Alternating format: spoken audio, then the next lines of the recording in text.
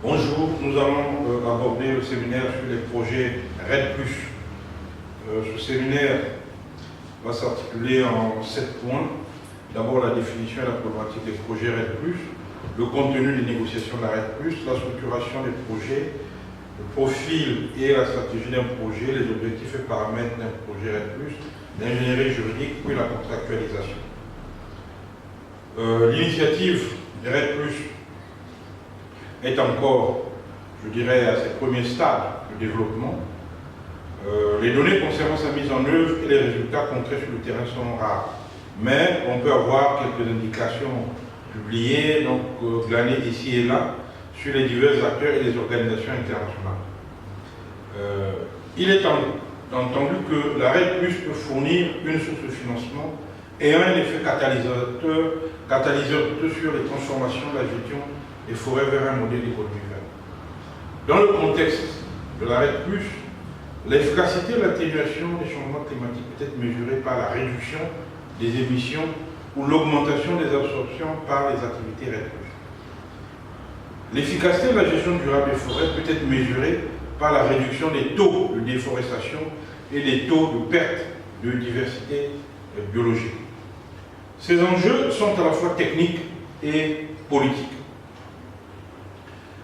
La RED+ peut contribuer à briser le cloisonnement sectoriel et rapprocher les différents acteurs ayant les mêmes préoccupations écologiques afin d'élaborer des plans d'action plus complets pour la protection de l'environnement et la réduction des émissions de carbone. Ce mécanisme peut fournir des incitations politiques et économiques en faveur des stratégies de développement sur le carbone. Nous devons donc particulièrement insister sur les aspects juridiques et organisationnels des projets en renvoyant les aspects techniques, financiers, comptables à d'autres enseignements, car l'objectif de ce séminaire est plutôt de mettre en avant l'ingénierie juridique relative au projet RED+. Premier point donc, la définition et la problématique des projets RED+. Les projets RED+ sont des initiatives qui visent à enrayer efficacement, sur une zone donnée et délimitée, les dynamiques de déforestation et ou de dégradation forestière en vue de valoriser sur les marchés du carbone par rapport à un scénario de référence estimé, un évitement d'émissions de gaz carbone mesuré, contrôlé et validé. La majorité des projets RED+, identifiés dans le monde, sont récents et souvent à un stade précoce d'avancement. Il existe cependant quelques projets plus anciens de déforestation évités à vocation affichée de lutte contre les changements climatiques. Des projets qui datent, notamment en Bolivie, il y a des projets qui datent des années 96, et au Paraguay, il y a des projets qui datent du début des années 90. Mais c'est des projets assez exceptionnels, je dirais. De nombreux développeurs de projets ont répondu à l'appel du plan d'action de Bali adopté lors de la COP13 en 2007, qui invitait à développer des initiatives pilotes. Plus de 130 projets RED+ ont été référencés, la plupart ayant débuté après 2007. Mais peu sont ceux qui ont effectivement commencé à mettre en œuvre des activités. Le programme des Nations Unies sur la réduction des émissions liées à la déforestation et à la dégradation des forêts dans les pays en développement, ce qu'on appelle le programme ONU-RED, a été créé en septembre 2008. Devenu RED+ en 2010, ce programme intègre désormais le rôle de la conservation, de la gestion durable de forêts et de l'accroissement des stocks de carbone forestier dans les pays en développement. Si elle est mise en œuvre, l'initiative RED+ pourrait non seulement permettre de lutter contre les changements climatiques, mais également d'agir en faveur de la préservation des forêts tropicales du monde, tout en protégeant la diversité biologique, la stabilité des sols et l'amélioration des cycles hydrologiques. Pour autant, l'initiative a encore du chemin à faire. Il est vrai qu'elle peut contribuer aux éléments clés d'une économie verte, à savoir le développement à faible intensité de carbone, l'intégration sociale, l'amélioration du bien-être humain et le respect du capital naturel.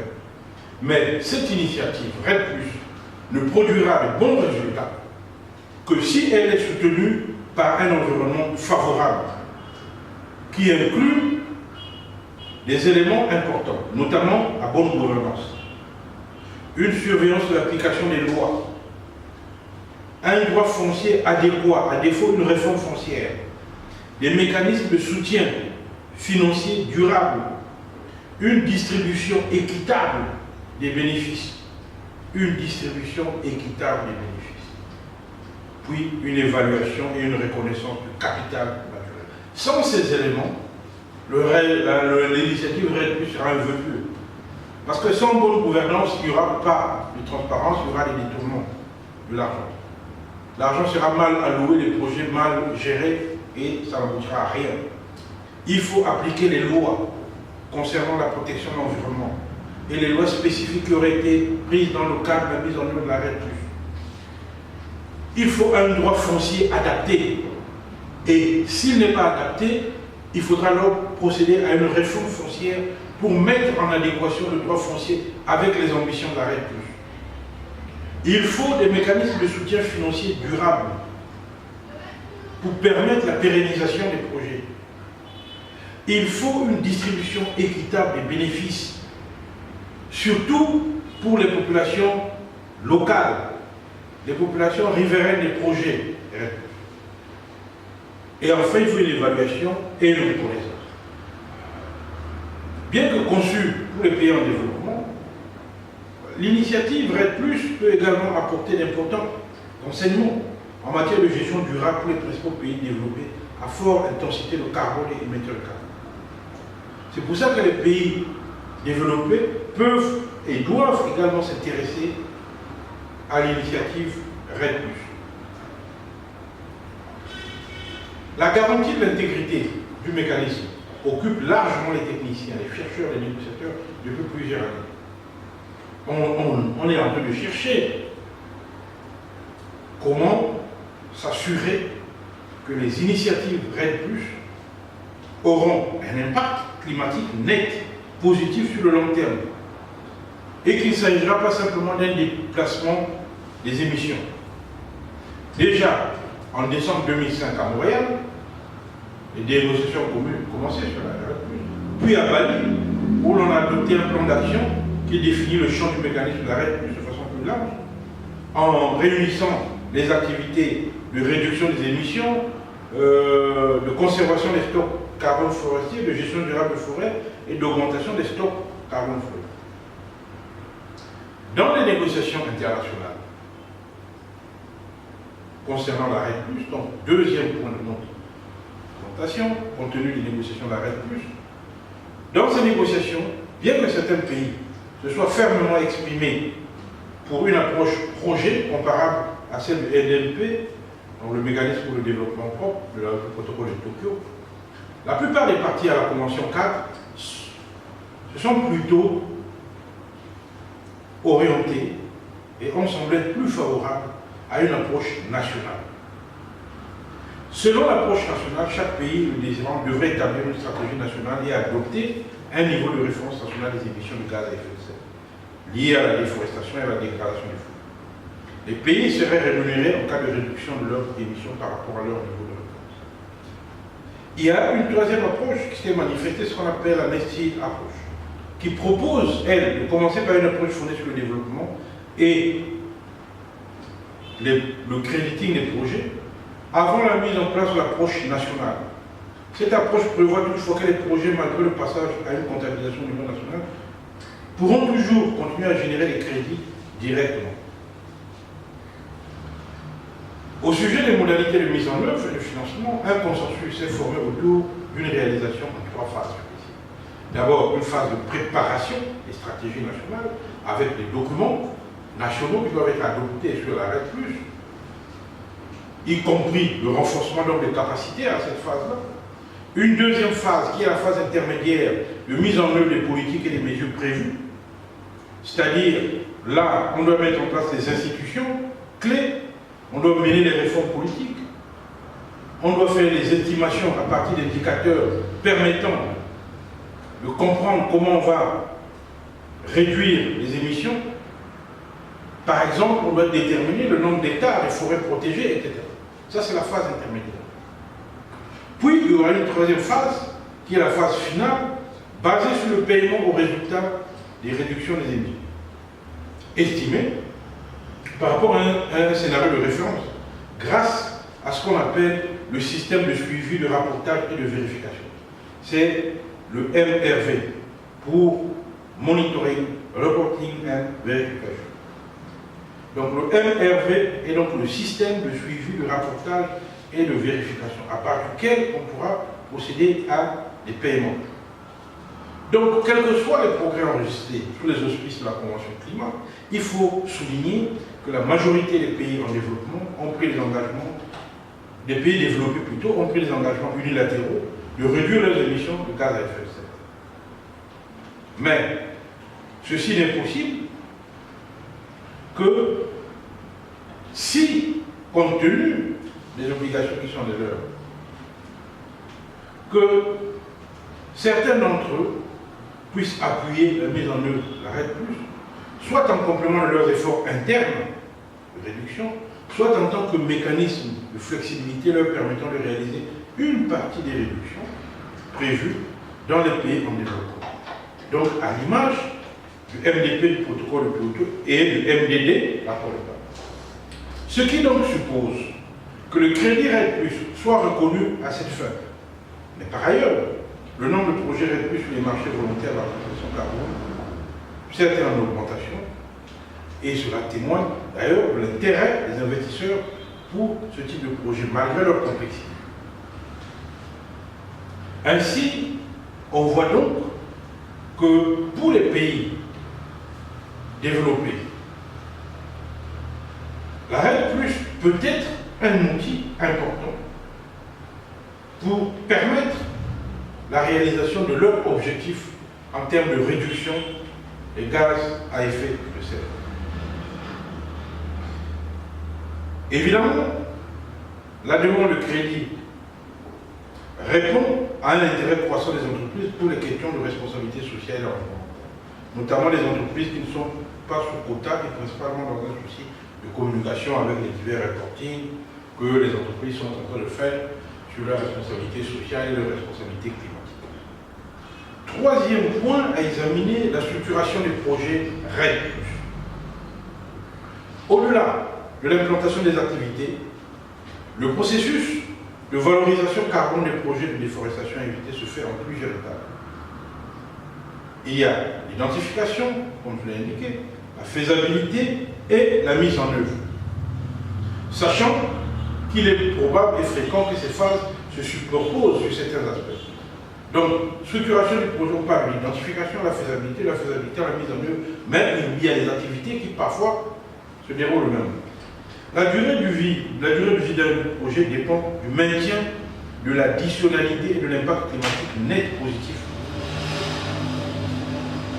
L'arrêt du projet ne rime pas forcément avec arrêt de la déforestation. Dans la mesure où, dans certaines zones, il ne sera pas possible d'arrêter complètement la déforestation, mais plutôt avec la mise en place du processus à l'échelle du projet, cela permettra efficacement de s'attaquer à la déforestation. La durée de vie minimale d'un projet RED doit être d'au moins 20 ans pour permettre de garantir la permanence des réductions d'émissions. Mais cette durée de vie doit être définie au début du projet. Par ailleurs, selon les standards utilisés pour la certification, la période de comptabilisation pourrait être renouvelée sous réserve de l'ajustement donc du scénario de référence. Parce qu'on ne pourra pas garder le même scénario de référence. Donc, quand on voit déjà cette question de durée de vie, il est clair qu'à l'évidence, aucun projet RED existant n'est arrivé au terme de sa durée de vie. Il y a encore du temps, puisqu'on parle d'un minimum de 20 ans. Dans la mesure du possible, les standards de garantie des projets vont permettre aux bailleurs, aux investisseurs et aux acheteurs de crédit de s'assurer que les projets auront les effets annoncés sur la déforestation et que les crédits répondent au principe du MRV. Les standards offrent des cadres pratiques et méthodologiques pour garantir l'intégrité environnementale des activités, en aidant les développeurs de projets à éviter un certain nombre de risques du REDD+, à savoir, par exemple, le risque de ne pas produire d'impact positif net à l'atténuation. Également le risque de non-respect des populations locales et des peuples autochtones. On distingue actuellement deux catégories de standards et à beaucoup d'évolutions en la matière. Il y a, d'un côté, les standards qui permettent de générer des actifs carbone exprimés en tonnes d'émissions CO2 élevées. Donc, je précise qu'il y a des standards qui permettent de générer des actifs carbone exprimés en tonnes d'émissions de CO2 évitées. Parmi ces standards les plus connus, on a le VCS, le CCX, le CAR, le plan Vivo et l'ACR. Deuxième catégorie de standards, on a les standards qui garantissent la qualité du projet dans son ensemble, sans permettre de générer de crédit, mais en s'intéressant généralement à des dimensions connexes comme la biodiversité ou les impacts socio-économiques du projet. Ce sont les standards, par exemple, de la Community Climate and Biodiversity Alliance, la CCBA, et ceux de la Social Carbon. Ces deux catégories de standards ne sont pas exclusives ni exclusives d'ailleurs. Elles sont très complémentaires et les porteurs de projets peuvent envisager de les mettre en œuvre simultanément pour avoir la possibilité de générer des crédits attestant de l'impact positif du projet sur le climat, tout en garantissant la valeur ajoutée des activités entreprises sur le plan social et environnemental. À l'heure actuelle, seuls les standards CCB et plan Vivo ont réussi à effectivement certifier les projets REDD+ dans les pays. Les standards CAR a certifié les projets de gestion forestière améliorée et le standard social carbone va certifier quelques projets, mais pour l'instant c'est encore très très faible. Donc, on peut dire que pour l'instant, nous sommes dans la recherche des standards. Il n'y a pas d'exclusivité ni d'exhaustivité en la matière. On va donc dans la structuration du projet REDD avoir 5 composants, c'est-à-dire le projet REDD, vous devez le préparer avec 5 composants, 5 documents principaux.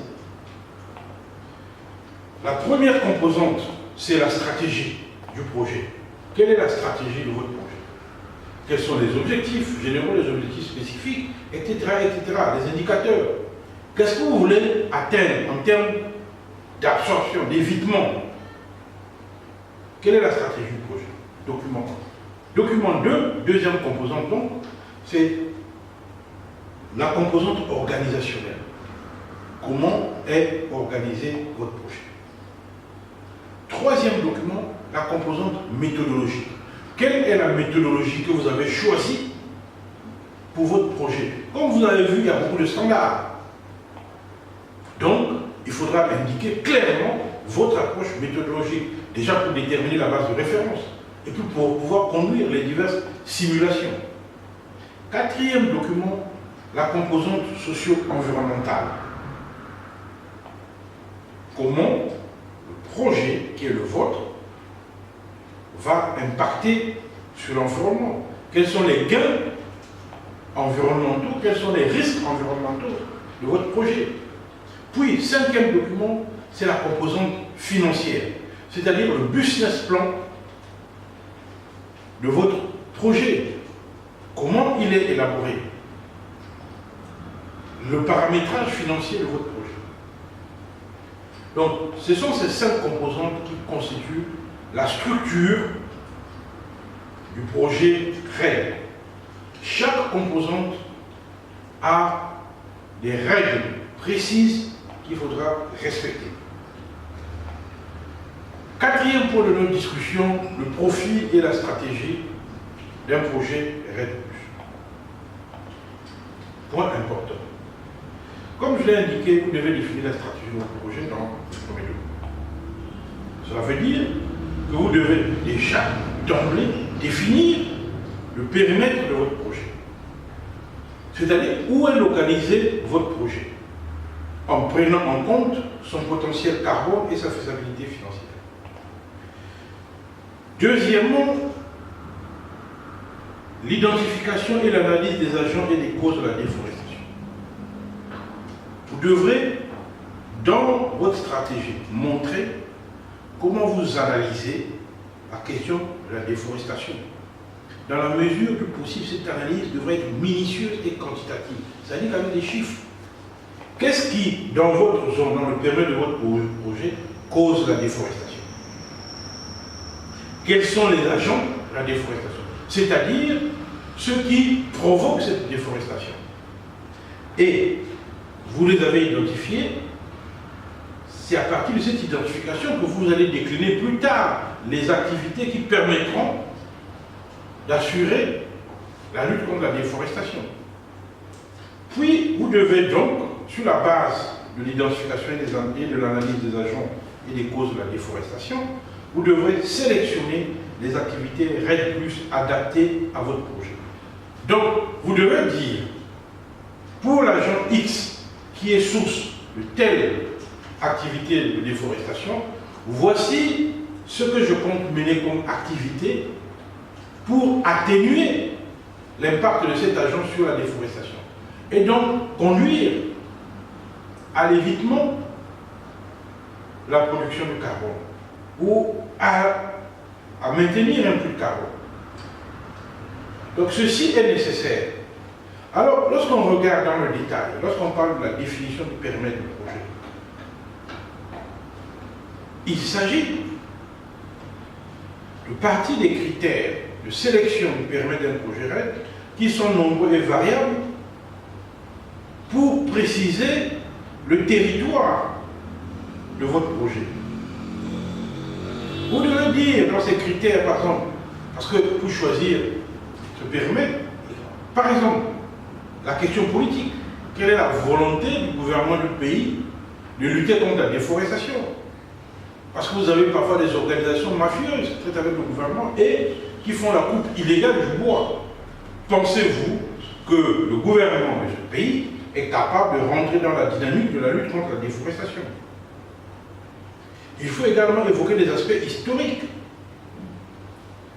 Puis, il y a des aspects liés aux espèces. Par exemple, dans cette forêt, est-ce qu'il y a des espèces emblématiques qui seront également protégées, etc. Donc, le périmètre du projet, c'est le territoire sur lequel on entend intervenir pour enrayer la déforestation. Ce territoire doit donc être clairement défini. Quant aux agents et aux facteurs de déforestation, là aussi, je l'ai dit, il faut une bonne analyse. On doit savoir que fait tel agent en termes de déforestation. Pour ce faire, on va partir des standards qui prescrivent comment analyser cette question. Et ces standards permettent donc de distinguer des facteurs directs des facteurs indirects de la déforestation. Les agents de déforestation et de dégradation sont les personnes qui réalisent directement ou indirectement l'action de déboiser ou de dégrader la forêt. Il s'agit par exemple, c'est clair, les agriculteurs peuvent être considérés comme des agents de déforestation ou de dégradation. Il y a les exploitants forestiers également, qui coupent les bois tropicaux. Nous avons les exploitants miniers. Lorsqu'on crée une mine, on rase une bonne partie de la forêt. Donc, mais il y a également le gouvernement du pays, lorsqu'il investit dans certaines infrastructures. Par exemple, lorsqu'on veut créer un barrage gigantesque, mais la retenue de ce barrage va finir par noyer une bonne partie de la forêt. Il y aura là une déforestation. Donc on doit pouvoir analyser de façon précise tout ça. Les facteurs de déforestation et de dégradation répondent un peu à ce que je venais de dire, à savoir l'agriculture est un facteur de déforestation. Notamment lorsqu'il s'agit d'une agriculture intensive à vocation commerciale avec le phénomène de l'accaparement des terres. L'agro-industrie, le développement des routes, l'installation des mines, l'exploitation, tout ça sont des facteurs de déforestation. Donc, dans leur ensemble, il faut les analyser. Mais nous avons également des facteurs indirects de déforestation. Les facteurs indirects, ça peut être les prix d'une denrée agricole. C'est-à-dire, lorsque certains produits coûtent trop cher, il y a une tentative pour les gens de trouver ce qu'ils peuvent trouver dans la forêt. Il y a la pauvreté, qui est un facteur indirect. Le manque d'accès à l'énergie, surtout, est un facteur important. Parce que le manque d'accès à l'énergie amène un grand nombre de populations à utiliser le bois, le chauffe pour la cuisson ou le charbon. Pour avoir ce charbon, on est obligé de couper les arbres. Et en coupant les arbres, on crée la déforestation. Parce que les gens n'ont pas l'énergie électrique pour cuisiner ou le gaz. Il y a aussi le droit foncier, qui peut être un facteur indirect. Lorsque le droit foncier n'est pas suffisamment robuste et qu'il facilite l'occupation illégale des terres, cette occupation illégale des terres va générer la dégradation de ces terres. Il y a d'autres facteurs à étudier dans un pays. La densité démographique. Une démographie galopante va exiger de nouvelles ressources alimentaires et donc énergétiques. Et donc, l'augmentation de la population dans un point donné va entraîner que les gens auront besoin de beaucoup plus de bois pour cuisiner, etc. Et du coup, il y aura une déforestation et une dégradation. Donc, ces facteurs indirects doivent également être étudiés. Dans la mesure du possible, pour garantir l'efficacité d'un projet et son additionnalité à long terme, il faut donc chercher à anticiper sur ces agents et ces facteurs de déforestation et de dégradation. Le projet va donc, ayant connaissance de leur impact sur la déforestation, préconiser des mesures susceptibles d'anticiper sur ces pratiques pour les conduire à un changement de comportement afin de sauver la forêt. Toutefois, devant la diversité des agents et des facteurs, il faut bien choisir des activités qui soient adaptées à vos objectifs, donc des activités qui soient adaptées pour chaque projet. Il ne s'agit pas de faire du mimétisme, parce que là-bas, on a mené telle activité, donc chez vous également, vous allez mener cette activité. Chaque projet est particulier, en compte tenu de l'analyse qui a été faite des agents et des facteurs à la déforestation. Il faut donc partir de cette analyse pour élaborer des activités avec une combinaison optimale entre les activités incitatives et les activités contraignantes. On peut distinguer trois types de leviers. Les deux premiers étant incitatifs, ce qu'on appelle la carotte. Le troisième étant coercitif, c'est-à-dire le bâton.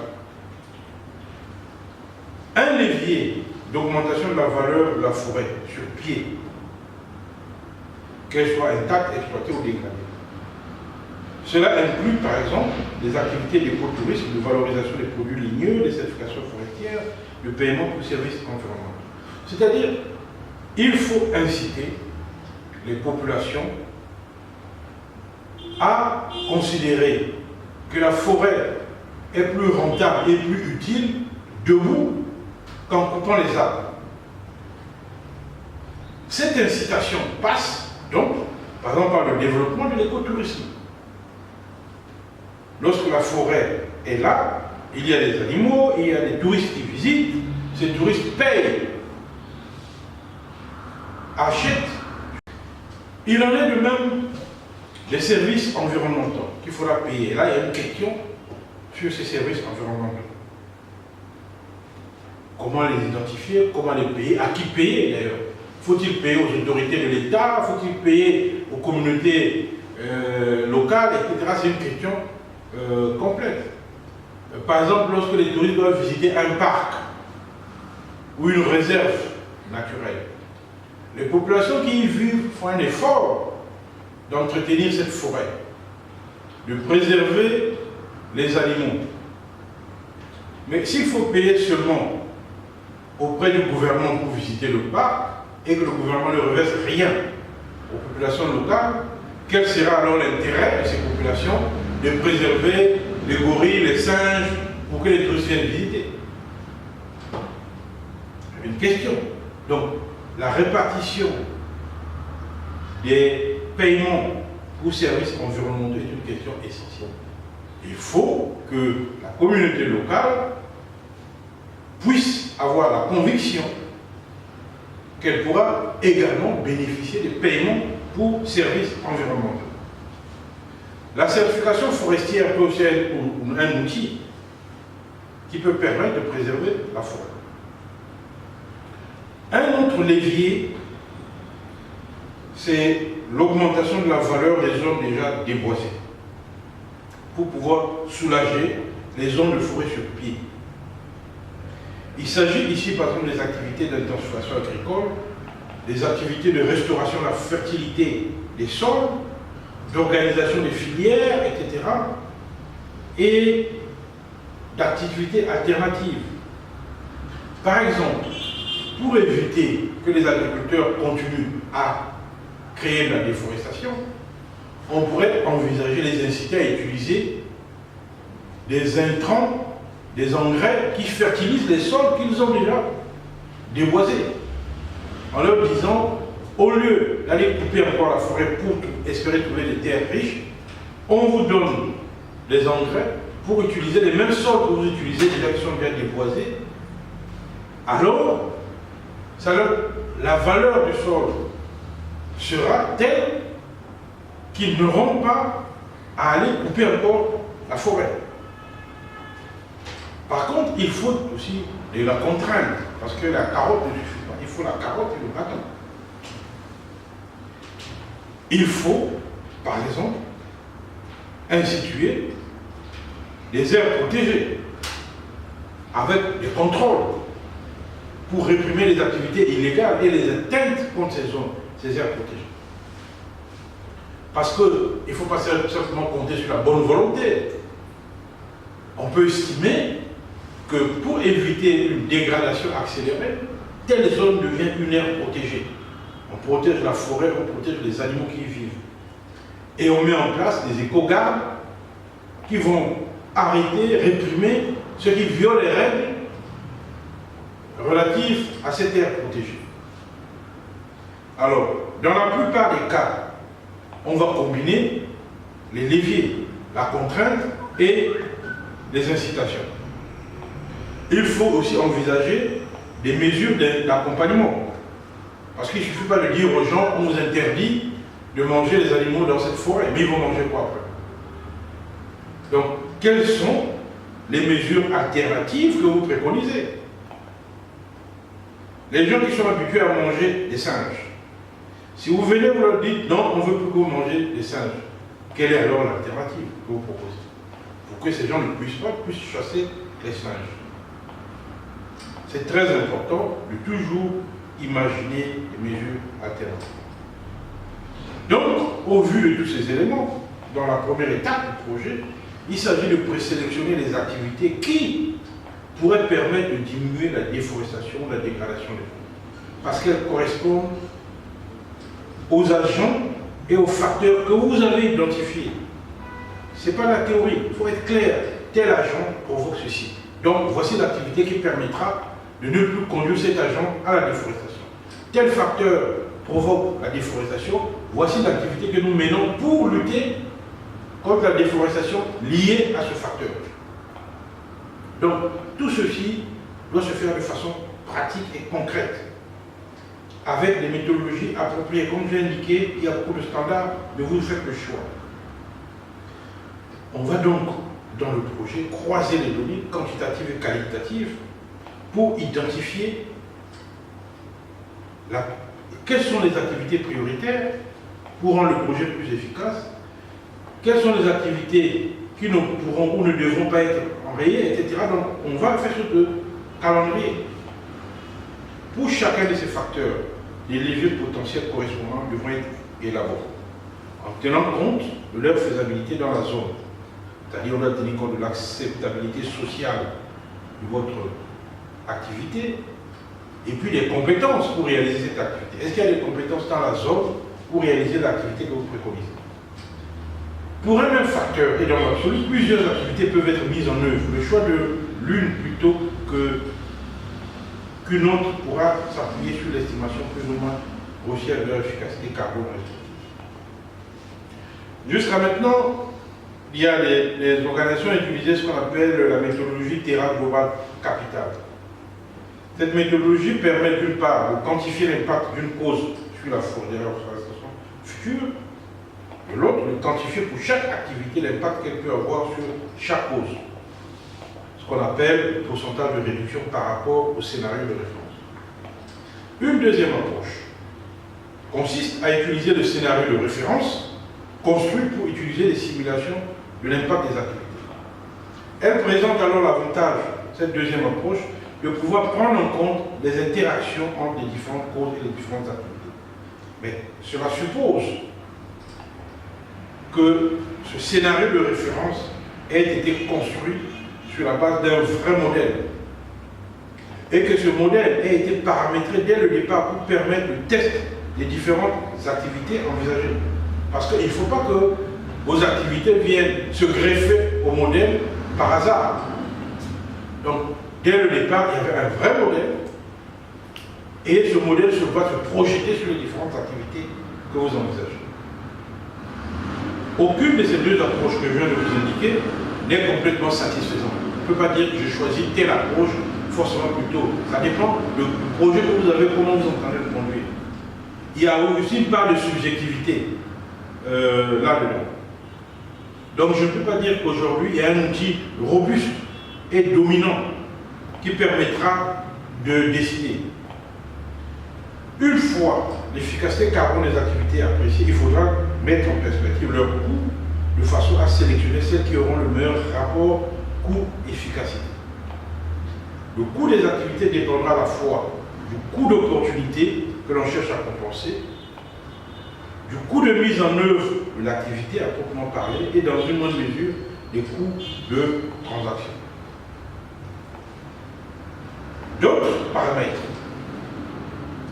devront également être considérés, notamment la question des bénéfices sociaux et environnementaux de ces activités. Bien que ces bénéfices ne soient pas forcément marchands, mais ils pourront augmenter le prix de vente du crédit carbone. Par exemple, grâce à la certification par un standard dédié. Oui. Et ça peut aussi permettre la mobilisation de financements complémentaires par le mécénat, la coopération, etc. Donc, la fin de cette première période de monitoring, le gain carbone du projet par rapport au scénario de défense doit être mesuré ex post pour fournir une indication de l'efficacité des activités. Il n'est pas impossible que le résultat ne soit pas toujours à la hauteur des estimations. Parce qu'il est impossible aujourd'hui parfois de tout identifier. Entre-temps, il y a d'autres facteurs de déforestation qui seront apparus. Entre-temps, il y a des activités que vous n'avez pas bien calibrées, vous n'avez pas bien analysées. Et puis, il y a d'autres études complémentaires qui peuvent montrer que tel aspect vous l'avez sous-estimé. Donc, il ne faut pas s'imaginer qu'un projet RED va partir d'une connaissance exhaustive, exacte. Non, il y a toujours des aléas. Vous n'avez pas prévu la réaction de telle population d'agriculteurs au regard de telle mesure. Oui. Vous pouvez, dans l'exemple que je donnais tout à l'heure, vous pouvez imaginer de donner des engrais aux populations pour fertiliser les sols qu'ils utilisent, pour qu'ils n'aillent pas couper les forêts environnantes pour étendre leur champ. Mais vous pouvez avoir une situation où les gens utilisent l'engrais, mais veulent accroître leur production agricole, donc gagner, avoir encore plus de place. Oui, ça vous n'avez pas prévu, ça aura un impact sur votre projet.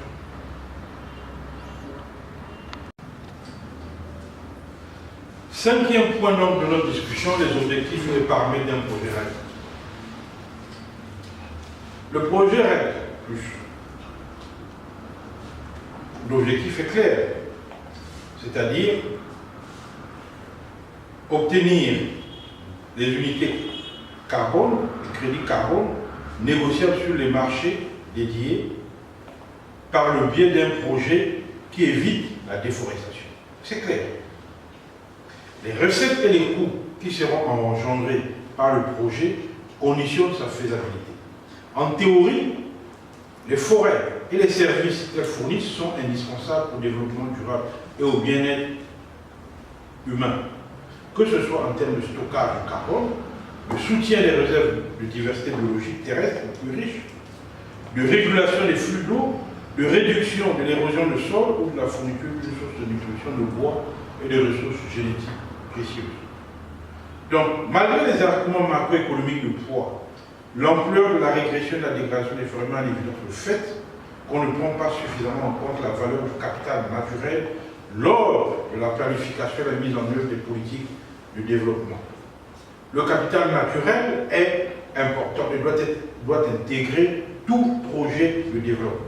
Par conséquent, le projet RED+ pourrait non seulement permettre de lutter contre les changements climatiques, mais également agir en faveur du développement durable en préservant les forêts tout en protégeant la diversité biologique. N'importe quel projet RED sera toujours confronté à des dynamiques de déforestation et de dégradation propres. C'est pourquoi il faut éviter les généralisations. Il faut cibler de façon spécifique les agents et les facteurs de la déforestation. Car une bonne analyse, une bonne identification permettront de définir les activités du projet. Il ne faut pas imaginer des projets, des activités n'importe comment. La question de la propriété des crédits carbone est fondamentale, notamment parce que seul le propriétaire reconnu des crédits pourra les commercialiser ou bien mandater un tiers à cette fin. Et donc, en retour, bénéficier du vente de ces crédits. Alors, en droit, on doit savoir qui est propriétaire de ces crédits. Qu'ils soient propriétaires ou usufruitiers, qu'ils participent au projet activement ou par leurs efforts de renoncement, les acteurs doivent être identifiés et intégrés dans le diagramme organisationnel du projet. Parce que qui vendra les crédits qu'on aura gagnés à partir d'un projet RED? Est-ce le gouvernement? Est-ce la communauté locale? Est-ce les propriétaires fonciers? Est-ce que les exploitants forestiers? Qui est propriétaire? C'est une question juridique fondamentale. Le projet RED doit démontrer son impact climatique net positif. Par rapport au scénario de référence, au scénario de base, il faut que le projet démontre qu'il a apporté quelque chose en termes de lutte contre les changements climatiques. Par le fait de la gestion des fuites, la garantie, la permanence des réductions d'émissions, etc. Il y a trois approches qui sont proposées pour calculer la quantité de déforestation future selon le scénario de référence. Il y a l'approche historique, il y a l'approche tendancielle et l'approche modélisée.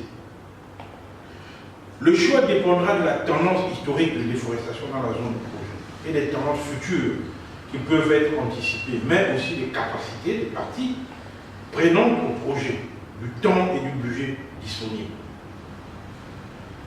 C'est pourquoi le projet doit s'assurer au préalable et pour toute sa durée qu'il n'aura aucun impact négatif sur l'environnement et sur les populations qui vivent dans ou autour du périmètre du projet. Donc, afin d'éviter des conclusions biaisées. L'analyse financière doit se dérouler en 3 étapes qui doivent être rigoureusement suivies, puis intégrées dans un cadre d'analyse synthétique. La première étape, il faut développer un modèle de projet qui permet donc d'intégrer les facteurs élémentaires du projet, notamment les coûts, les recettes, ainsi que les notions d'étalement de ce dernier dans le temps. Deuxièmement, les indicateurs financiers du projet. Il faut savoir calculer, estimer les flux engendrés par le projet, établir un premier jugement quant à la faisabilité financière du projet. Mais cette analyse financière doit s'appuyer sur des critères et des indicateurs de rentabilité propres à l'analyse financière. C'est pour ça qu'il faut des vrais ingénieurs financiers. Ce n'est pas de la spéculation. Troisièmement, l'analyse de sensibilité viendra dans un troisième temps si les indicateurs montrent qu'il y a une viabilité financière. Il faut donc, parmi les hypothèses formulées par l'analyse financière, il faut identifier celles qui ont un impact significatif sur les résultats financiers du projet et d'en tirer les conséquences. Donc, sur le plan financier, il faut une vraie ingénierie financière pour déterminer les bases, le calcul, les indicateurs, puis les sensibilités financières du projet. Il y a plusieurs paramètres dont il faut tenir compte. D'abord, la majorité des projets sont encore en phase d'identification et de faisabilité. Il faut tenir compte également du fait que les projets RED nécessitent toujours des investissements initiaux qui peuvent s'avérer lourds. Parce qu'il ne faut pas seulement penser que vous allez fabriquer votre projet RED, puis vous attendez que la communauté internationale vous verse l'argent. Non. Déjà, pour élaborer le projet RED, il vous faut la phase d'identification. Mais cette phase, ce sont des études de terrain. Vous allez payer des économistes, des sociologues, des anthropologues, etc. pour identifier déjà le périmètre de votre projet. Vous n'allez pas demander à la communauté financière internationale de financer votre imagination. Il faut bien leur apporter des éléments concrets qui montrent que vous savez sur quoi va porter vos activités. Donc, il y a des investissements. Vous ne pouvez pas échapper à l'investissement initial qui pèsera sur vous. Ceux qui n'ont pas les moyens financiers de formuler, de concevoir un projet financier, un projet RED, ça ne sert à rien de s'aventurer là-dedans. C'est pourquoi les développeurs de projets RED doivent veiller à l'articulation de leur projet avec les dispositifs nationaux en termes d'intégration dans la stratégie nationale, de comptabilisation dans le registre national RED+, d'élaboration du scénario de référence et du système de suivi des émissions.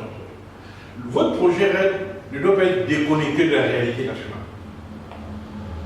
Si vous voulez élaborer un projet RED, il faut déjà voir comment votre projet va s'intégrer dans la stratégie nationale qui a été élaborée. Vous avez une stratégie nationale RED+. Comment votre projet s'intègre-t-il dans cette stratégie nationale? Et comment il va être comptabilisé par rapport aux autres projets? Donc, parce que chaque pays est tenu d'avoir un registre national des projets RED+. Et donc, il faut apporter des éléments crédibles pour être retenu dans ce registre national. Ensuite, il ne faudrait pas oublier que les premiers crédits carbone qui vous apporteront de l'argent, le cash, ne seront générés qu'après vérification des réductions d'émissions. C'est-à-dire après la première phase de monitoring et de vérification. Donc, vous élaborez votre projet, vous le mettez en œuvre, puis on viendra vérifier si votre projet lutte effectivement contre la déforestation, comment, à partir de quel indicateur, quels sont les résultats que vous avez obtenus. Ce n'est qu'à partir de là qu'on peut dire que vous avez généré des crédits carbone qui vont être échangés sur le marché et vous rapporter de l'argent.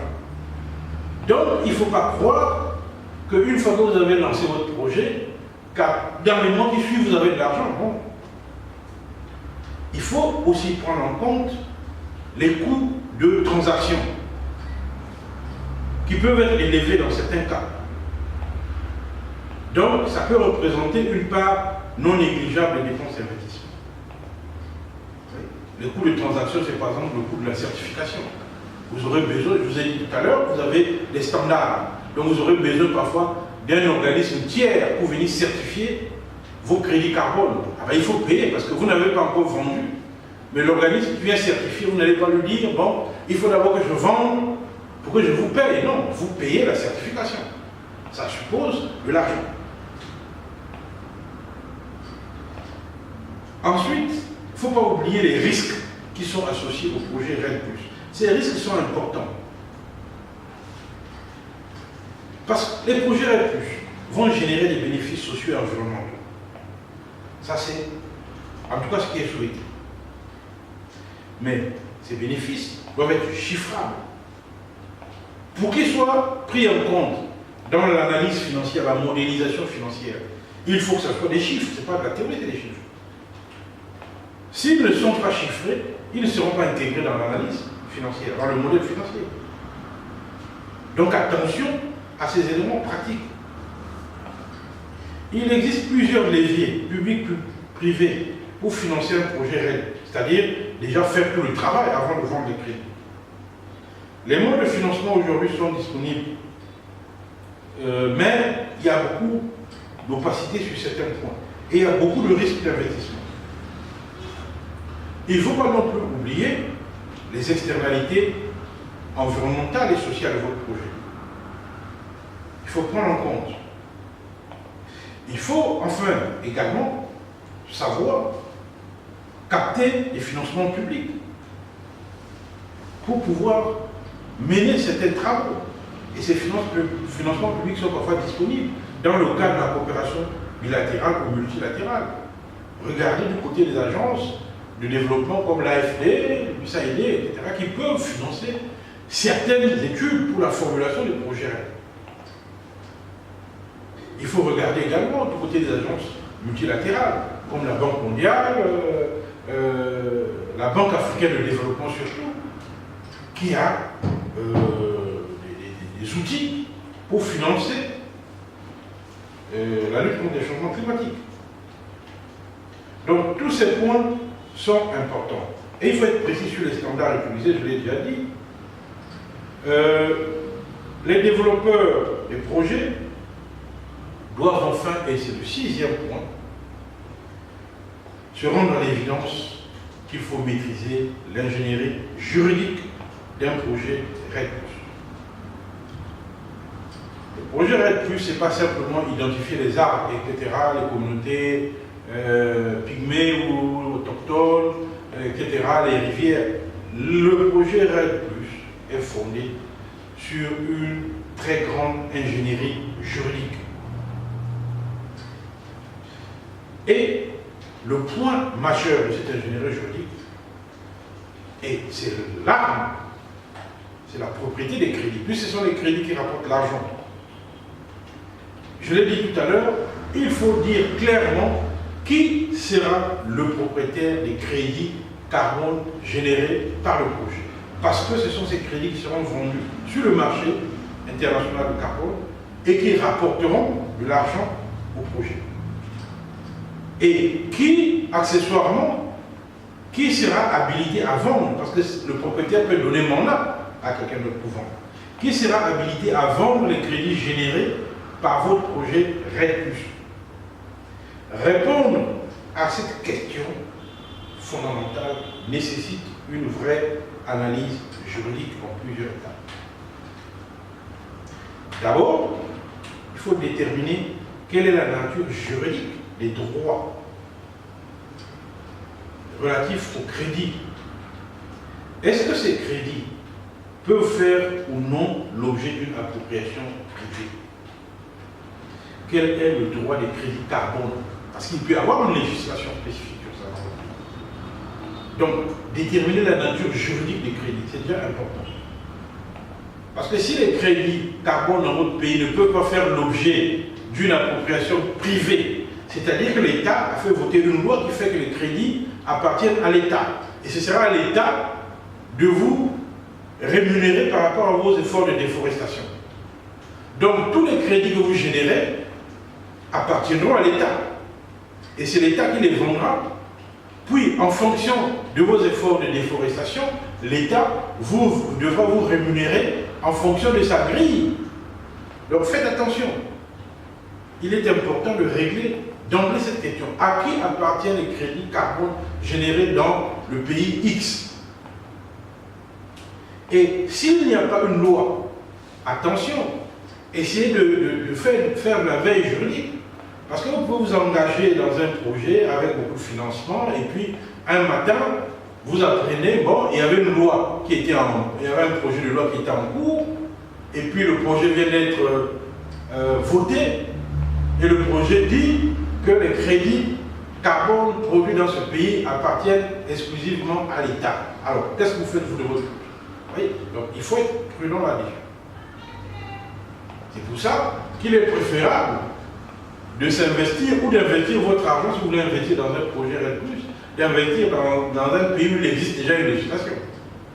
Pour être sûr que vous ne serez pas demain grugé par une loi qui ne vise qu'à capter les ressources générées par les projets. Donc c'est important, la nature juridique des crédits. C'est une question que l'on ne peut pas éluder. Deuxièmement, imaginons que le droit du pays permet une appropriation privée des crédits. Donc, dans le pays, on dit que les crédits carbone peuvent appartenir à l'État, mais peuvent aussi appartenir au privé. C'est déjà une bonne chose. Dans ce cas, deuxième niveau d'analyse, il faut se poser la question suivante. Est-ce que toutes les personnes peuvent revendiquer des droits sur les crédits? Est-ce que, par exemple, les crédits ne sont pas réservés simplement à des entreprises ou bien à des communautés, donc vous, en tant qu'individu, vous n'avez pas le droit à des crédits? C'est des questions qu'il faut régler. Comment on va faire pour identifier les personnes à qui appartiennent ces crédits? Par exemple, lorsqu'il s'agit des communautés qui vivent dans une forêt, il peut y avoir plusieurs communautés, peut-être même plusieurs ethnies qui vivent dans une forêt. Comment on va savoir que les crédits carbone générés par cette forêt appartiennent à telle ethnie et non pas à telle autre? Comment? Ça peut être source de conflit, il faut être très prudent. Troisièmement, vous êtes développeur, il faut alors, une fois que vous avez réussi à régler tous ces préalables, vous arrivez à d'autres questions redoutables, c'est-à-dire il faut déterminer quelle répartition des crédits est plus adaptée et à partir de là désigner les personnes les plus indiquées pour être propriétaires de ces crédits. C'est-à-dire, il faut avoir une clé de répartition. Parce qu'il va de soi que l'État vous dira, mais si les forêts ont généré des crédits, vous ne pouvez pas dire que les forêts, c'est vous simplement. Les forêts appartiennent aussi, d'une façon ou d'une autre, à l'État. Donc l'État aussi, le ministère peut-être des forêts, vous aussi gagner quelque chose dans ça. Oui. Bon, vous êtes une entreprise, c'est vrai, c'est vous qui avez fait le projet. Mais les communautés riveraines ou locales, où se trouve votre projet, elles vont aussi croiser les bras pour dire, bon, c'est vous qui avez fait le projet, vous engrangez tous les bénéfices, non? Comment vous allez vous repartir cet argent? L'État, parfois, peut-être le département ou le quartier ou le village, mais également la telle population locale, comment ça va se répartir? Vous voyez? Donc, ces questions doivent être juridiquement réglées. Et c'est là l'ingénierie juridique. Quels sont les contrats qui devront être signés pour s'assurer que tous les ayants droit de ces crédits qui sont identifiés acceptent les parts qui leur sont allouées en tant que propriétaires ou bien renoncent à leur propriété, éventuellement contre compensation? Comment vous allez faire pour que telle communauté renonce à sa propriété sur ses crédits carbone. Et avec quelle compensation? Donc, il faut régler ça. Ensuite, le propriétaire désigné, ou les propriétaires désignés. Le propriétaire là pourra-t-il lui-même, ou par l'intermédiaire d'un tiers qui l'aura mandaté, commercialiser les crédits via un contrat de réduction d'émissions vérifié, ce qu'on appelle le CAREV, ou RPA en anglais.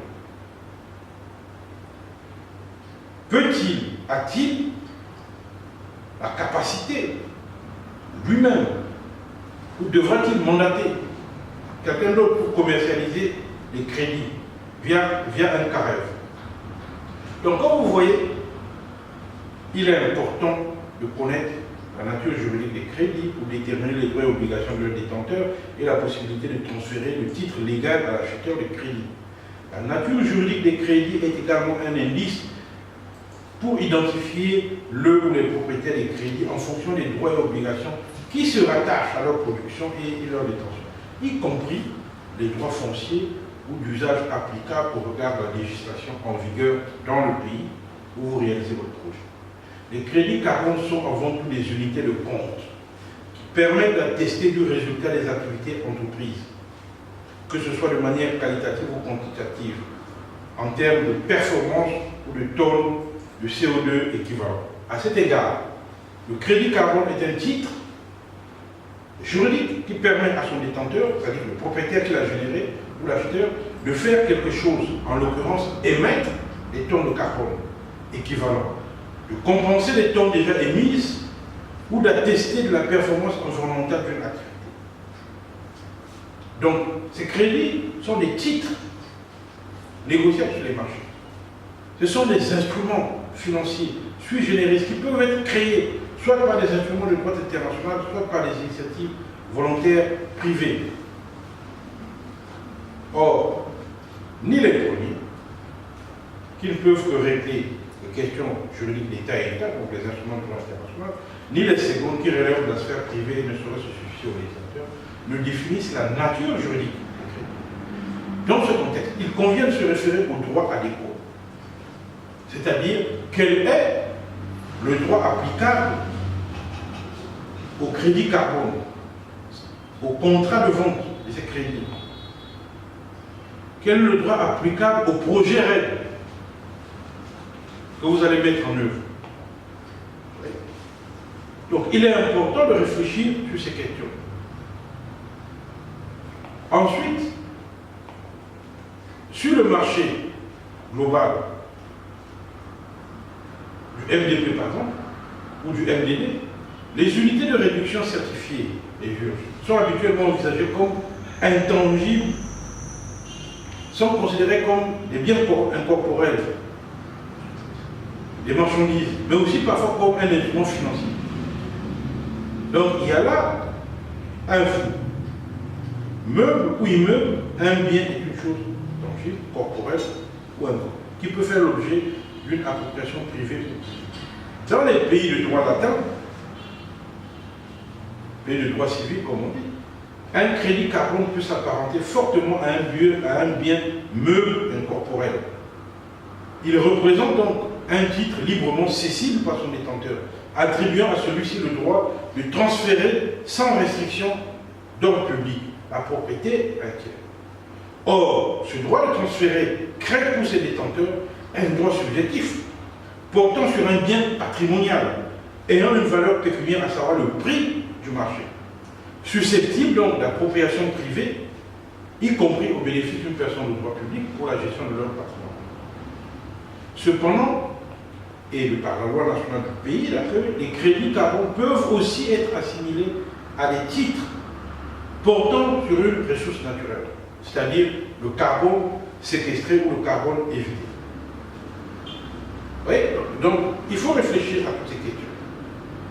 Les marchés du carbone ont acquis une certaine expérience en matière de transactions de crédit. Néanmoins, les transactions sur les crédits RED+, sont encore très rares. Donc, dans l'attente d'une clarification de toutes ces questions, il faut être prudent et bien vérifier les bases légales de ces opérations. La nature juridique du crédit carbone permet de déterminer les droits et obligations de son détenteur et la possibilité pour lui de transférer le titre légal à un acheteur.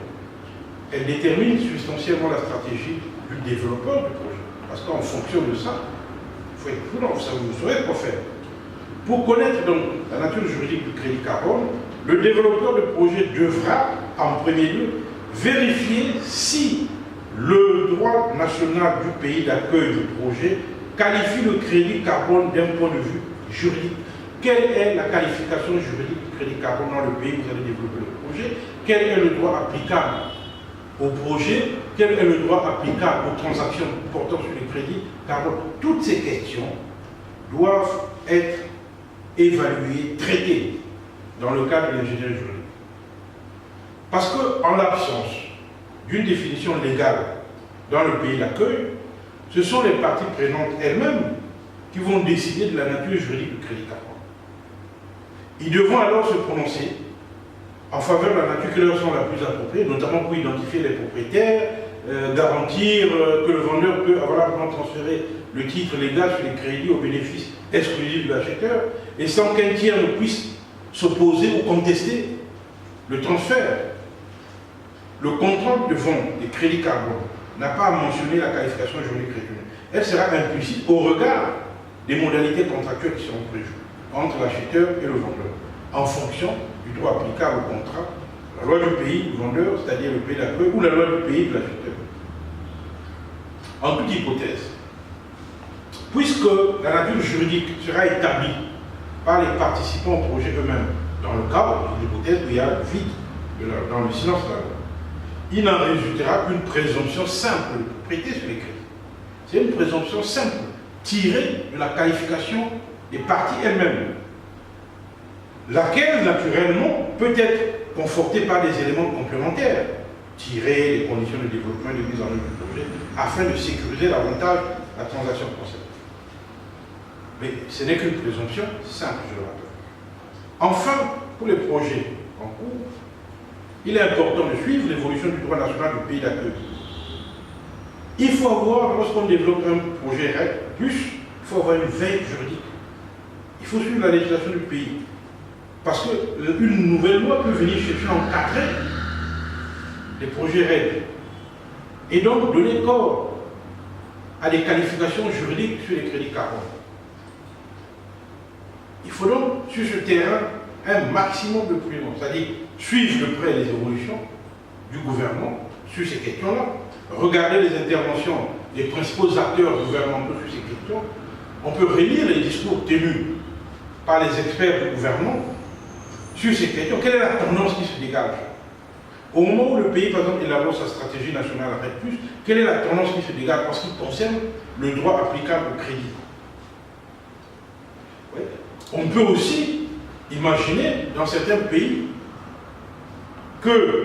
qu'il n'y a véritablement pas silence de la loi, dans la mesure où le gouvernement pense que c'est le droit relatif aux ressources naturelles qui s'applique au problème de déforestation, parce que la forêt est considérée comme une ressource naturelle. Ou bien, on peut avoir une combinaison entre le droit des ressources naturelles et le droit foncier. Et là, il faut être très prudent.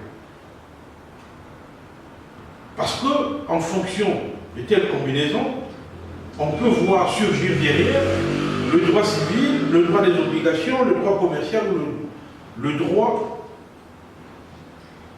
public sur certains points. C'est pourquoi il est important de mieux asseoir sa stratégie juridique sur des éléments objectifs, afin que l'ingénierie juridique soit utile dans le cadre du projet. Pour ce faire, il est important de se poser deux questions centrales, notamment en ce qui concerne les propriétaires. Qui a des droits sur les terres sur lesquelles sont plantés les arbres? Qui a le droit sur ces terres? Sur les arbres, y compris parfois sur leurs fruits. Traditionnellement, les fruits sont perçus par le propriétaire du bien qui les produit, c'est-à-dire les arbres en l'occurrence, conformément au droit de jouissance qui constitue l'un des 3 éléments du droit de propriété. Mais il peut également être perçu par ceux qui ne disposent que d'un droit d'usufruit. Toutefois, dans certains pays, la loi peut venir préciser que certains droits d'exploitation des plantations n'incluent pas le carbone séquestré. Donc la loi peut prévoir que le fait que vous utilisez, que vous entretenez la forêt, ne vous donne pas le droit de profiter des carbones séquestrés. Il faut notamment tenir compte des droits fonciers, y compris des droits coutumiers. Parfois dans certains pays, c'est la coutume qui va arrêter ça. Il faut tenir compte également des droits d'exploitation des ressources naturelles, notamment les concessions forestières. Ce n'est pas parce que vous avez une concession forestière que forcément vous êtes le bénéficiaire du carbone séquestré par cette forêt. Attention. La deuxième question, c'est qui contribue à la production des crédits carbone, c'est-à-dire qui fait des activités qui permettent au projet d'être réalisé. Là aussi, il y a des questions juridiques à régler. Parce qu'il faut tenir compte des apports de chacun. Il y a des apports en capital, il y a des apports en industrie, qui permettent de réaliser la séquestration des réduits d'émissions. Donc, en l'absence de règles légales sur l'attribution du droit de propriété sur les crédits carbone, il y a les possibilités donc de partager et de répartir les droits de propriété sur les crédits de carbone, proportionnellement aux apports des uns et des autres. Quels sont les apports que vous avez fournis ou les efforts que vous avez consentis? Dans ce contexte, la rénonciation à l'exercice des droits réels coutumiers ou d'usage des ressources peut être considérée comme un apport. Il y a la particularité des apports en capital financier. A priori, l'apport en capital permet de prétendre au droit de propriété d'au moins une partie des crédits carbone. Et cela, quelle que soit la phase du projet que l'investisseur ou le bailleur aura permis de financer. Si le financement a contribué directement ou indirectement à réduire les émissions par rapport à ce qui serait passé en l'absence du projet. Le nombre de crédits qui peuvent être réclamés dépend du montant investi et doit être fixé dans le cadre d'une négociation avec les autres parties prenantes du projet. Je vous avoue qu'il n'y a pas de règles en la matière. Nous sommes dans l'expérimentation. Parce que chaque investisseur, chaque bailleur sur le terrain fait valoir son droit de propriété sur les crédits. Mais il faut, dans le cadre d'un contrat, régler tout ça. Il faut convenir d'ailleurs de la nature du financement. Est-ce que c'était un don? C'était un investissement? C'était une vente anticipée des crédits? Etc. Donc tout ça, il faut que ce soit réglé. Il ne faudrait pas que quelqu'un vous donne un don et puis, quelques années après, quand il voit les résultats que génère votre projet, se met à vous revendiquer une partie de la propriété sur les crédits carbone générés. Il faut qu'on soit clair là-dessus. Est-ce que c'était un investissement? C'était un simple don? Donc il n'y avait pas de risque à prendre, tout ça. Parce qu'un investisseur, il prend des risques. Quant aux apports en foncier, c'est-à-dire la question des propriétaires fonciers, les projets RED sont mis en œuvre sur les terrains sur lesquels sont implantées les forêts. Donc, la question se pose sur qui est propriétaire de ce terrain.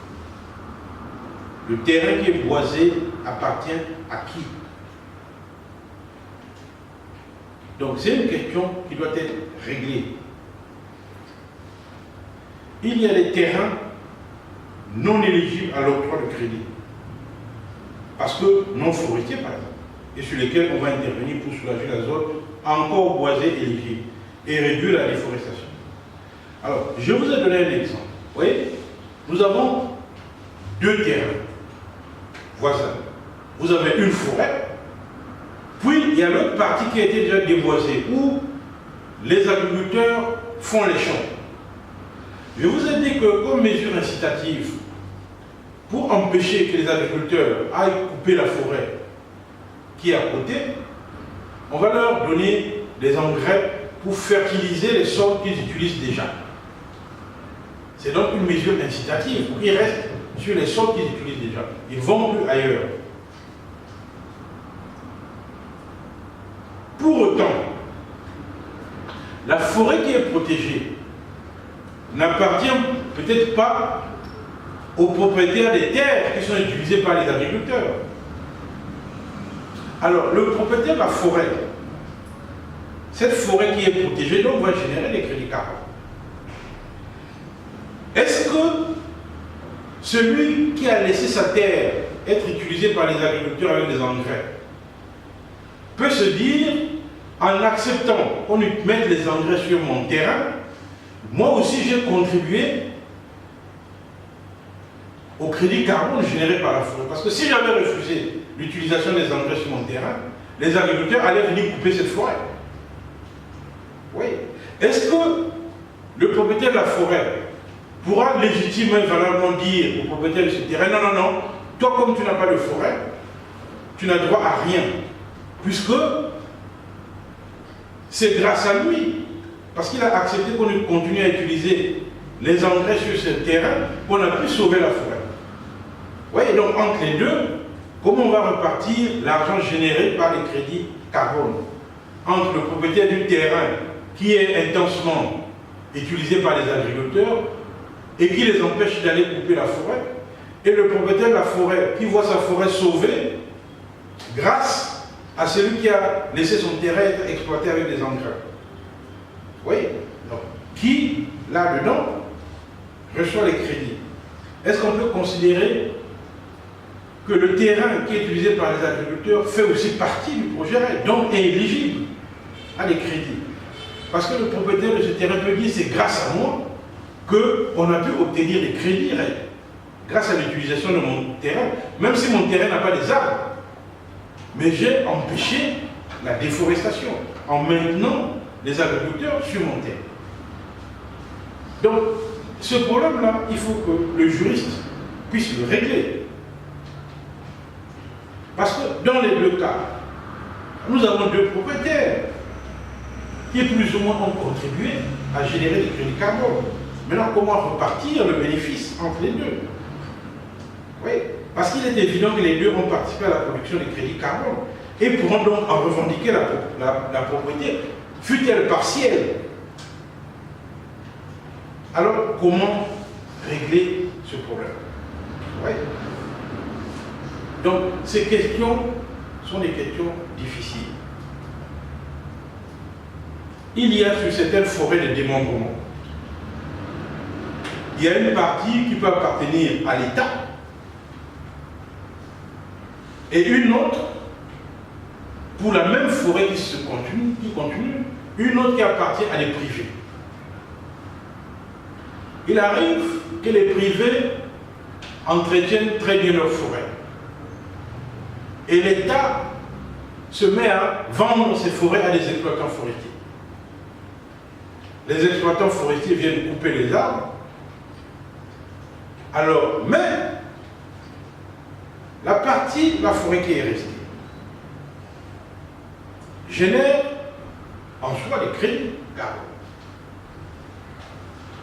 Alors, la question qui va se poser, est-ce que les crédits carbone sur cette forêt, dont une partie a été déboisée, appartiendront seulement aux privés, ou l'État aussi pourra, puisque malgré la coupe, il y a quand même quelques arbres qui restent sur le côté de l'État. Comment repartir les gains? Très important. Nous avons également la question du droit de jouissance.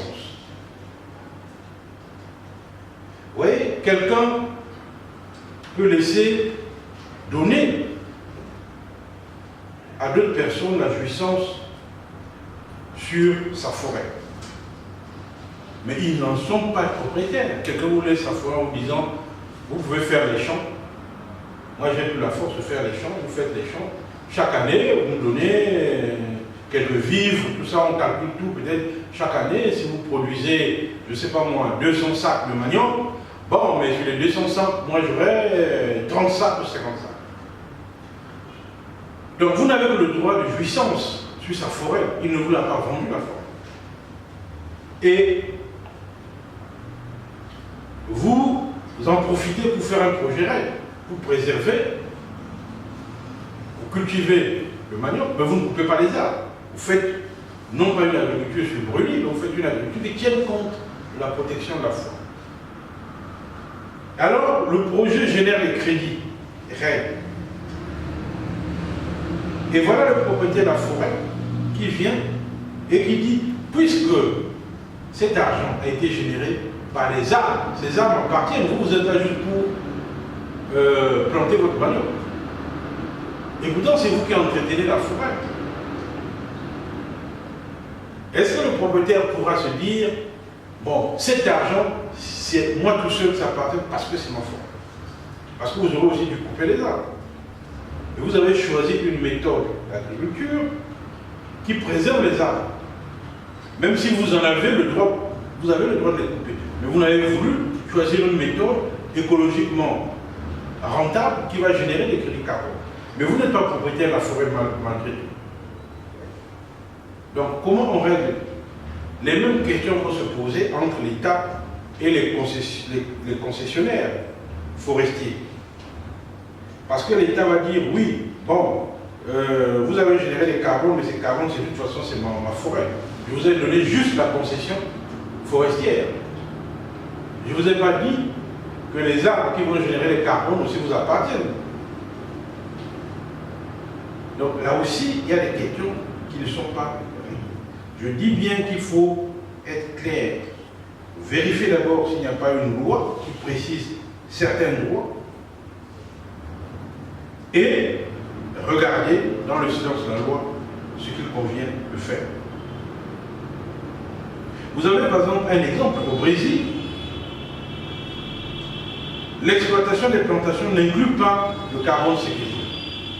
Vous ne pouvez pas, par le feu fait que vous faites une plantation, prétendre à des droits sur le carbone séquestré.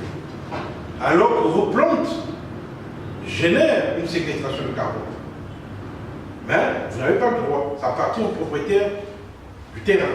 Il faut regarder la loi. Et toutes ces questions dont je disais doivent être juridiquement traitées pour être sûr qu'on les égale. Nous avons également la question des accords en capital foncier, c'est-à-dire que les gens qui ont donné les terres, je crois que j'ai résumé ça, il y a des problèmes, je ne vais pas insister, des problèmes de droit coutumier, parce que l'État, par rapport aux communautés locales, va dire oui. Les communautés locales vont dire aux promoteurs du projet, ces forêts nous appartiennent, selon nos droits coutumiers. Mais quand il y a beaucoup d'argent, c'est le gouvernement qui va arriver direct pour dire non, les forêts appartiennent à l'État.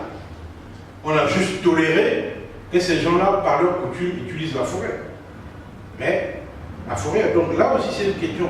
Le conflit entre le droit écrit et le droit coutumier peut se poser.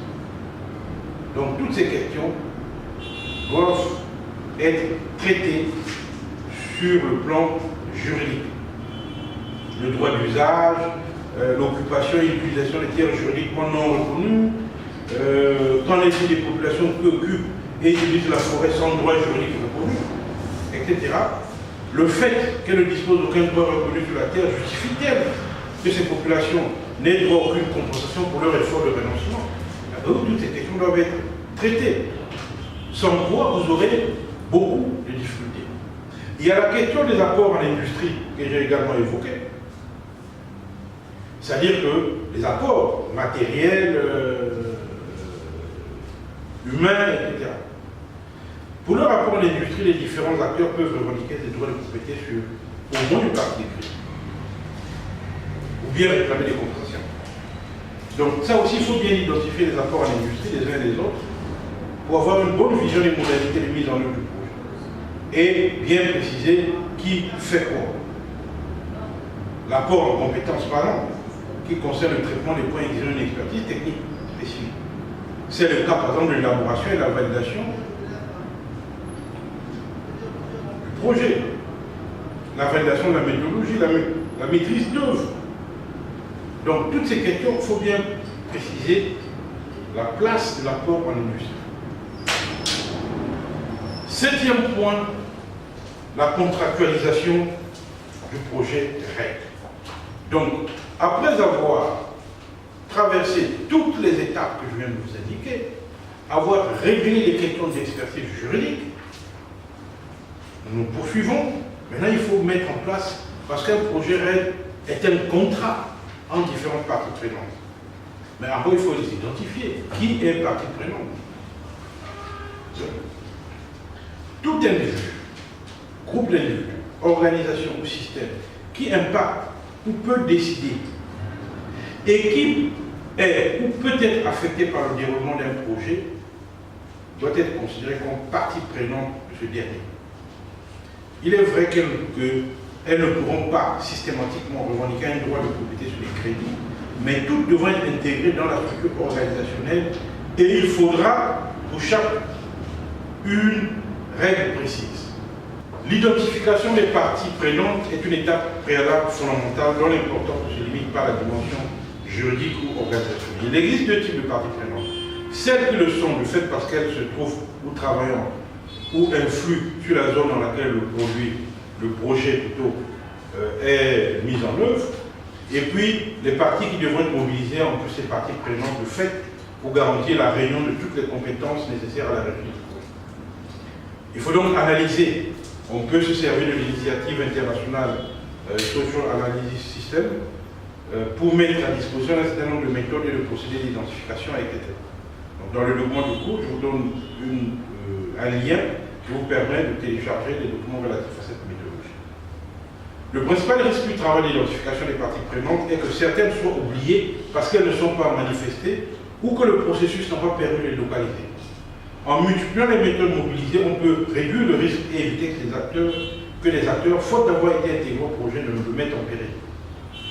Parmi ces méthodes, on peut noter l'identification par les experts ou par les parties prenantes elles-mêmes, les réunions publiques, la description du contexte par les parties déjà identifiées, l'identification à l'aide des listes de vérification, la présentation et la mise à disposition des documents de projet sur commentaires techniques, la consultation effective des acteurs. Bref, il y a plusieurs choses. Après l'identification, il faut analyser l'intérêt des parties prenantes.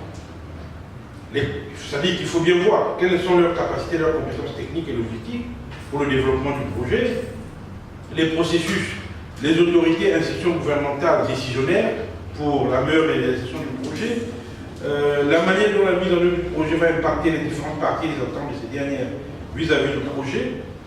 Au-delà de la simple identification, donc, il s'agit d'améliorer d'une part la compréhension des dynamiques de déforestation contre la conservation et d'autre part les modalités de mise en œuvre du projet. Au-delà de la simple identification, il s'agit d'améliorer d'une part la compréhension des dynamiques de déforestation contre la conservation, d'autre part les modalités de mise en œuvre du projet. Cette étape doit permettre d'identifier les éventuelles synergies, situations d'arbitrage ou conflits d'intérêts, ainsi que les rôles et responsabilités que chaque partie prenante pourra avoir dans le projet. Le recours à des méthodes empruntées aux sciences sociales est particulièrement indiqué dans les situations de gestion des ressources naturelles complexes que l'on retrouve dans de nombreux projets RED+. Il faut donc pour cela clairement élaborer la structure organisationnelle du projet. En général, on va réfléchir à un schéma ou diagramme organisationnel dès les premières phases du projet, mais celui-ci ne se formalisera qu'après l'identification et l'analyse des parties prenantes et la sélection et la description des activités du projet. Le diagramme organisationnel constitue souvent la première vision globale et cohérente du projet dans son ensemble. Il n'y a pas, en la matière de règles strictes pour élaborer la structure organisationnelle des projets. La grande difficulté d'un schéma organisationnel est qu'il doit prendre en compte l'ensemble des aspects importants de la structure du projet, à savoir les aspects politiques et d'influence, les aspects financiers, les aspects liés au transfert de compétences et services, etc. La contractualisation est donc un élément important. L'examen et le croisement des schémas organisationnels permettront d'identifier les relations entre parties qui doivent faire l'objet d'un contrat. Ces différents contrats devront permettre de sécuriser les apports et la redistribution des bénéfices entre parties et au final de sécuriser le droit de propriété sur le carbone. Le propriétaire sera alors clairement définie. En amont du développement du projet, certaines relations entre participants au projet ne nécessitent pas l'élaboration d'un contrat, mais peuvent se satisfaire d'accords écrits plus ou moins contraignants. Par exemple, on peut faire des mémorandums, on peut faire des notes, des choses comme ça. On peut faire des lettres de non-objection, tout ça. Lorsqu'on écrit à une communauté, on peut dire, bon, la communauté n'a pas objecté, le chef de la communauté a signé. Dans tous les cas, le passage à la contractualisation permet de s'assurer que toutes les parties approuvent la structure organisationnelle et permet donc de sécuriser leurs engagements. Le contrat doit permettre de clarifier la situation juridique de chaque partie prenante, de faciliter le futur processus de vente de crédit en désignant un nombre réduit de propriétaires. Il est aussi envisageable que sans renoncer à leur droit de propriété, les différents intervenants s'accordent pour que l'un d'entre eux ou un tiers les représente pour la vente de crédit, qui par la suite et pourront partager le bénéfice. Si les intervenants au projet renoncent à leurs droits sur les crédits, le contrat pourra établir quels en seront les moyens de compensation, clairement définis. Il pourra s'agir d'une répartition des bénéfices, également, de la vente ou des compensations en nature ou en service selon les apports et les besoins de chacun.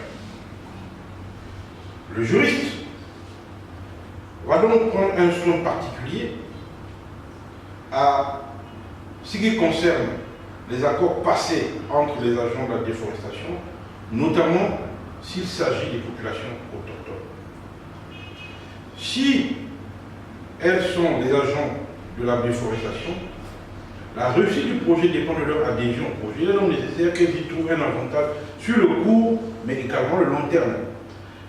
De tels accords devront faire l'objet d'une convention séparée de la contractualisation des crédits carbone, mais ne doivent pas être négligés pour autant. La répartition des bénéfices du projet peut être fonction des bénéfices de la vente de futurs crédits carbone, et surtout dépendre étroitement de la réussite du projet et de la vente des crédits. Parce qu'il s'agit de vendre, le marché peut se fondre également, il ne faut pas oublier ça.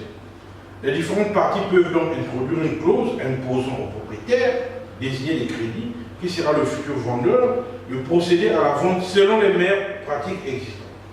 Mais il n'est pas possible de fixer à l'avance le prix. Les contrats devront également prévoir des clauses en cas d'inexécution des obligations contractuelles qui peuvent entraîner la perte du stock de carbone, problème de la permanence. Parce que si le comportement de l'une des parties prenantes favorise une fuite, donc les crédits carbone escomptés seront amoindris. Quant au contrat de vente des crédits, lorsque nous analysons les contrats de vente de crédit utilisés pour les projets MDP, on voit que les transactions prennent le plus souvent la forme d'une vente de gré à gré sur le marché primaire, qui intervient en amont du développement du projet ou de sa mise en œuvre. Souvent, même avant sa validation par un standard, afin d'offrir aux développeurs du projet une source de financement additionnel, une garantie d'emprunt bancaire. Ce modèle de transaction pourrait différer de cas de règle, notamment en fonction de l'approche qui sera retenue par le pays hôte. C'est-à-dire qu'on a vu dans les projets MDP, une entreprise préfinance en fait le projet, dans l'espoir d'en tirer les crédits carbone issus du projet. Oui. Donc dans ce cas-là, le partenaire prend des risques d'ailleurs, parce qu'il n'est pas sûr que le projet soit mené à son terme. Tout ça. Et puisque nous voyons que les projets RED+ vont s'étaler parfois sur 20 ans, je ne pense pas qu'on puisse adopter la même attitude en termes de financement. Le modèle, le type de transaction de crédit issu du projet MDP suppose une relation juridique qui s'analyse comme un contrat d'achat, des émissions vérifiées. L'objectif d'un contrat donc de vente crédit carbone est de gérer la relation entre vendeur et l'acheteur et de prévoir les conditions de cette relation pour réserver la bonne exécution du projet lui-même. Il existe des contrats types, parfois mis à disposition sur Internet, mais je ne peux pas vous conseiller l'un de ces contrats parce que votre situation peut être particulière. Chaque contrat donc reste unique, en ce sens qu'il se rapporte à un projet précis, tient compte de ses particularités ainsi que des risques commerciaux et non commerciaux propres au pays d'accueil. Donc il ne faut pas se contenter de télécharger des modèles de contrat et se mettre à remplir comme des simples formulaires. Vous risquez de tomber dans de nombreux pièges juridiques. Il vous faut élaborer votre contrat, peut-être en s'inspirant des modèles que vous en proposez. Parce que chaque projet est particulier. Les parties prenantes ne sont pas les mêmes, les agents ou les facteurs de déforestation ne sont pas les mêmes, les activités peuvent ne pas être les mêmes. Voilà pourquoi il n'y a pas de banque de contrats que vous pouvez allègrement utiliser. Il vous faut alors beaucoup d'ingéniosité et de réflexion juridique pour adapter votre situation au droit des contrats carbone. Il faut donc bien spécifier, lorsque vous rédigez un contrat dans le cadre de RED+, qui sont les parties contractantes, c'est-à-dire l'acheteur et le vendeur, le contrat de vente de crédit carbone. Quelle est la responsabilité du vendeur en cas de non-délivrance des crédits? C'est-à-dire que si par malheur, le projet connaît une fuite et les crédits escomptés ne pourront pas être certifiés. Quelles sont les conditions de livraison des crédits, le prix de vente des crédits, s'ils sont vendus en direct ou par un intermédiaire, par exemple sur le marché, etc. Bref, voilà autant de questions qu'il vous faut maîtriser pour pouvoir intervenir comme juriste expert des projets RED+. Il y a donc un vrai travail à faire là-dedans. Vous aurez constaté que je n'ai pas beaucoup insisté sur les méthodes de résolution de conflits.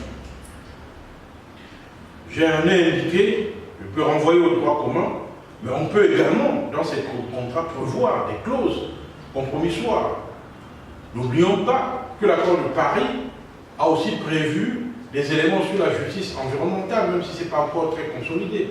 Donc, bref, n'oubliez pas la dimension de la justice environnementale et climatique en rapport avec les projets RED+. Et ce sont donc des choses qui sont en train de se construire, qui sont nouvelles, sur lesquelles il n'est pas nécessaire de faire ici des développements surabondants.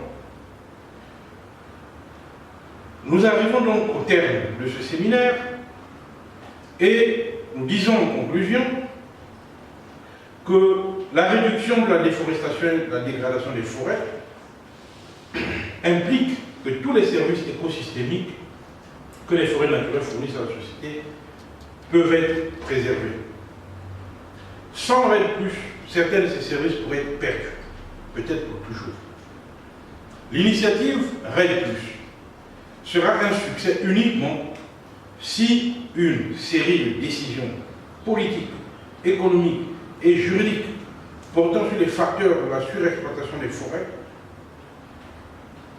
même en dehors d'une activité de projet, sont également existantes. De nombreux pays disposent déjà de législation spécifique. Je vous encourage à exercer une activité de veille juridique pour savoir si le pays qui accueille votre projet ne dispose pas, à défaut d'une loi, même d'une réglementation spécifique qui serait annexée ou qui aurait été prise en application d'une loi cadre, par exemple, sur l'environnement. Vous voyez, il ne faut pas seulement chercher du côté des lois, il faut regarder également la réglementation. Il peut y avoir une loi sur les forêts qui s'applique au projet RED+. Et sur la base de laquelle un décret a pu être pris pour spécifier tel ou tel problème lié au projet forestier. Or, RED+ est un projet forestier. Donc, il faut faire très attention. Ce n'est pas parce qu'il n'y a pas un décret qui s'appelle RED+, qu'il n'y a pas de texte. Parce que RED+, ce sont des projets forestiers. Et donc, le texte, lui, peut simplement prévoir une application au projet forestier, sans spécifier que le RED est également compris. Mais lorsque le contentieux sera porté devant le juge compétent, ou devant l'arbitre compétent, mais ce dernier considérera que la qualification de projet forestier prévue par le texte en question s'applique également au RED+, qui est un projet forestier, et qu'il n'était pas nécessaire pour le législateur de prévoir expressement l'identification du projet RED+, dans un texte qui a une vocation générale. Donc attention sur la qualification des projets. Des problèmes peuvent apparaître dans la mise en œuvre du projet. C'est pour ça que le juge doit réfléchir sur les solutions apportées à ces divers problèmes que j'ai exposés plus long. L'initiative RED+ peut apporter de nouveaux financements afin d'améliorer la mise en œuvre des politiques forestières, le cas échéant. Enfin, ce qu'il faudra dire pour terminer. Le développement durable devra se traduire par des mesures fortes pour lutter contre les changements climatiques. Si l'on ne prend pas garde, les changements climatiques viendront anéantir tous les efforts de développement durable, notamment dans le contexte africain. La conversion des forêts, la préservation des forêts peuvent s'avérer des activités profitables. Il n'est pas certain que si les forêts disparaissent, que nous n'en subissions pas les multiples conséquences. Il y a donc un intérêt, non seulement environnemental, non seulement climatique, non seulement économique, mais il y a un intérêt écosystémique, la présence de la forêt dans nos contextes. C'est donc pour toutes ces raisons que j'encouragerai le développement d'une expertise juridique en matière de projet RED+ dans le contexte africain. Je vous remercie de votre aimable attention.